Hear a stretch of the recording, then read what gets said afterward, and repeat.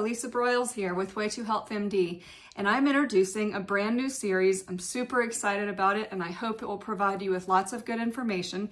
So if you want to know what to do to improve mobility as you age, decrease fracture risk, and decrease joint pain, you need to purchase the book that was written last year. This is the Complete Bone and Joint Health Plan. Everybody should have this as a reference book on their shelf.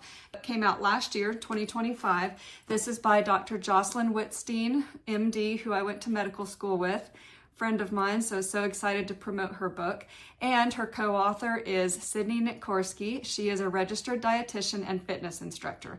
The cool thing about this book is it has practical information that is applicable and easily readable without a medical degree, okay? And you can keep it on your shelf because there's all kinds of information on anti-inflammatory foods that help your bones and joints, but also exercises demonstrated to improve your balance, decrease your joint pain, and decrease your fracture risk.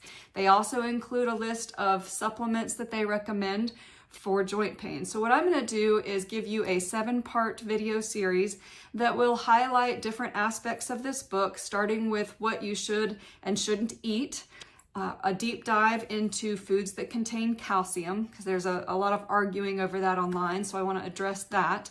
Also, basic principles of a good anti-inflammatory diet.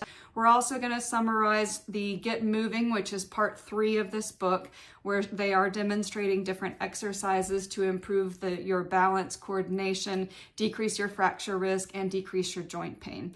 Lastly, I am going to give my take on the supplements they recommended for joint pain. And then, as a bonus, we're going to have an interview with Drs. Sydney and Jocelyn. This is going to be exciting. Thank you so much.